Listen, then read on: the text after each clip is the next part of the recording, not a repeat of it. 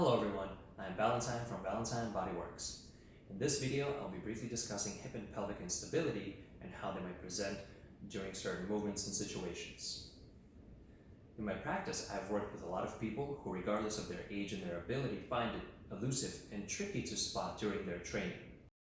Over time though, this type of overuse could potentially result in pain or even injury to your hip, knee, or back.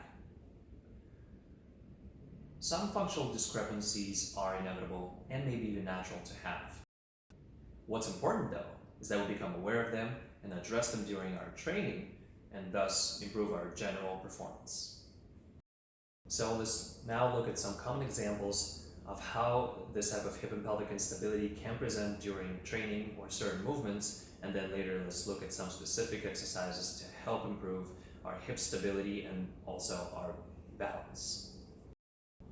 So one common situation where you could potentially spot hip instability is single leg balance exercise. So for example, for me, my less stable side is my right. So as I begin to position myself into single leg balance stance, what I have noticed before is that my right side of the pelvis tends to drift out to the side, to the right, and then my left side of the pelvis tends to tilt downwards as a result of that. So one tips upwards and out to the side, the other one tilts downwards generally. It's a sort of an oppositional relationship there. So of course, now then imagine you put this in a perspective of a repetitive exercise such as running, and you have to maintain that type of stability so that the movement can be efficient and preserve joint position during the run. And if this happens frequently during a run without you knowing, it could potentially result in injury. Let's look at another exercise that is also a common way of exploring this type of hip instability: parallel squat. So I go into my parallel squat, especially imagine with heavier loading. I'm not using any weight right now, you can imagine. And so I have that same lack of stability in my right side. And what happens is asymmetrical weight loading, right? So now it's no longer centered between my 2 feet and my hips and my pelvis, and so distribution gets lost where one knee, my less stable knee, tends to drift inwards, the pelvis is still shifting out to the side, my weight distribution is off, and I don't have an efficient push-off into that squat. And so now my knee is compromised, my back and my hip are all compromised, and so we have to do some work to rebuild that connection. Let's look at another common example where it might be easier to spot hip and pelvic instability, and that would be split squat or lunges. In this case, we'll use stationary lunge position. So I'll have my less stable side forward, and what naturally happens for me and maybe a lot of other people is that when you descend and ascend from the movement, if the knee and the hip are not stable, then what happens is the knee starts to drift inwards, and the hip again, the pelvis shifts out to the side. And then on push off, your external hip muscles are at a disadvantage. And again, it's asymmetrical weight loading in that now the weight is not as evenly distributed, and it's harder to push up and continue up and down. And of course, over the course of many repetitions, again, this can potentially result in pain and maybe even injury to hip, knee, and maybe even low back. So let's now look at some of the exercises that can help us rebuild that sense of connection in hip and pelvis in order to help us enhance our performance.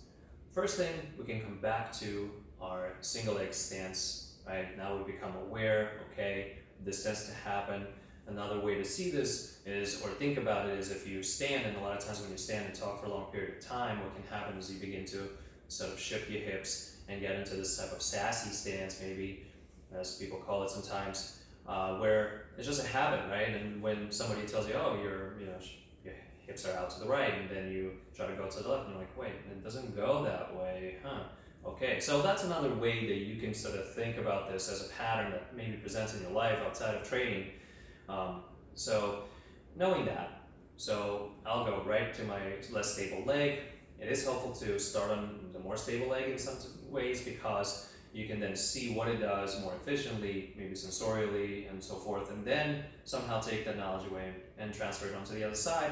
But Let's look at the less stable leg. So I'm on my right side, my right leg, and the tendency is to go here. So I will purposely shift my pelvis out to the side. I can place my hand there on the side of my pelvis to give me some feedback and information, but also use it as a mechanism, as a sensorial tool to help me go through that type of movement of shifting my pelvis back under my chest in order to stack myself above my leg, right? So in order to get a sense of a long line. And actually, when you do this shift, when you deliberately go into it a little bit with control, and then you deliberately bring it back into connection with your whole self, you then find that actually there is a little bit of sense of increasing height standing on that leg. And so what you can do is you can start standing on stronger or weaker leg, doesn't matter, and then you deliberately take yourself into that pattern, and then you reverse it. You reverse it, you bring your pelvis back into a symmetrical alignment. You can have both hands or one to help you sense that, right? So you're sensing through your hands, where's my pelvis? On one side it's pushing into my hand, on the other side it's coming away from my hand, but then now it's coming into both hands, and now I'm more lined up. And so I want to register this. I'm going to stay here for a few seconds, maybe shake a little bit, my hip is working, my balance is engaged, and then again I take myself out a little bit, and then bring myself back to stand a few seconds, and just register the difference in position.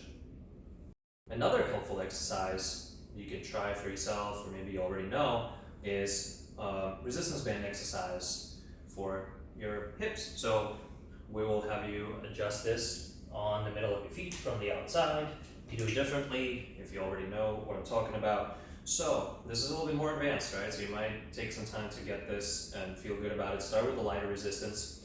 But what you will do is you will balance on, say, your stronger leg. I'll balance on my stronger leg, get that hip stability. And then I'll do a side leg raise, pushing my outer edge of the foot into the band and separating it a little bit away from my standing leg without just disturbing my balance here. Then I slowly guide it back in, right? So I'm engaging my external hip muscles, which help me keep my hip in position and even help push myself into certain movements. And then I'll switch, right? Then I'll incorporate the sense of connection of my muscles I just used with the movement, ground myself into this single leg stance, and we'll slowly go with the other side, right? You have to really focus on stabilizing your foot and ankle as well as your hip and pelvis, because they all work together. Just go slowly and make sure to guide your legs slowly back in. Let's look at another exercise to help you rebuild that sense of integrity and connection to your hip and pelvis during movements. And again, we'll use the resistance band, although you don't have to use it necessarily for this exercise or the previous exercise where I did the side leg raise, right? You could just use the same principles and same ideas to develop your awareness and control over these movements. So this time we'll place the band above the kneecaps at the bottom of your thigh bone. So we'll separate the feet shoulder width apart, natural squat stance.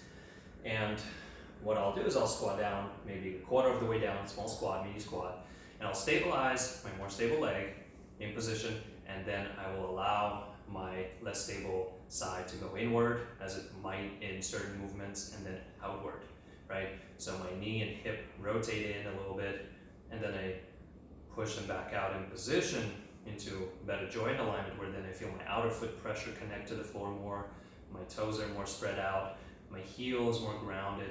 And you will notice, if you really take it slow and feel for it, that when your knee goes inward, the pressure in relationship to your foot shifts to the inner arch, and then it becomes flatter in relationship to the floor. And of course, arches are also important in all of this stability work. So when you bring your knee out to the side, you'll notice the arch might actually rise up a little bit, which is a good thing. And then you keep the joint position, that awareness, and you press up into standing, maintaining the resistance of the band, squatting back down with good alignment, and then deliberately allowing your knee to go inward a little bit, and then outward. You can repeat it a couple of times, slowly, feeling for the changes that are happening in your pressure, and then going for what you're desiring here as more spread out pressure through the outer foot, all the ball of all the toes and the ball of the foot.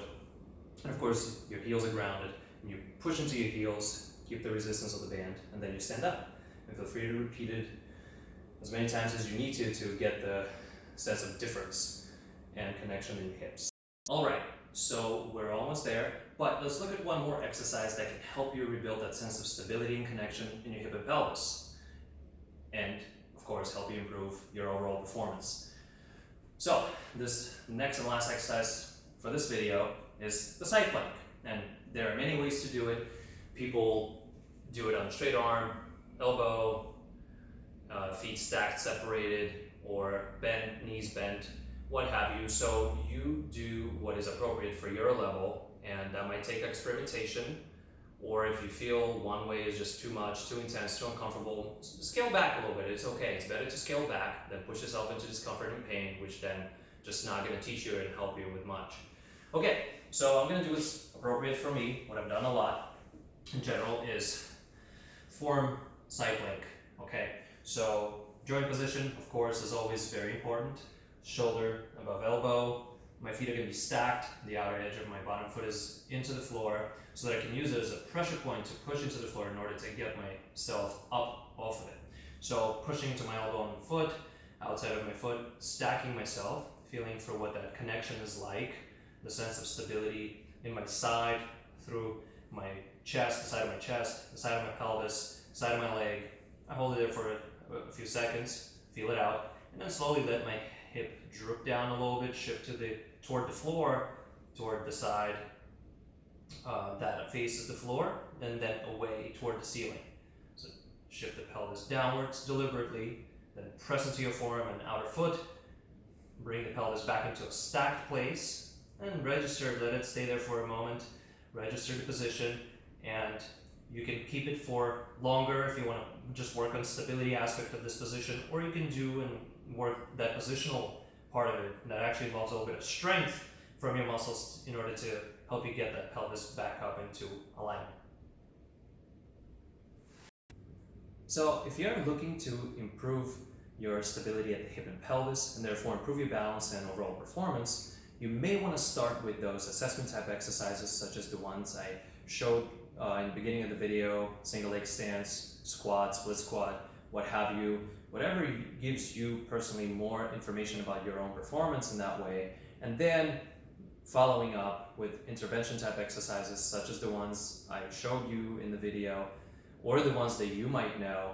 And then once you've done some of those intervention type exercises that help you rebuild your sense of connection to the hip and pelvis and your sense of stability on one side or the other or both, and then it might be helpful to go to your assessment exercises again and recheck how you feel doing them now, in that moment, after you've done some of that sort of internal investigation, through which you'll be able to assess yourself more and develop more awareness of your joint position and movement. So good luck, be safe, and keep it appropriate.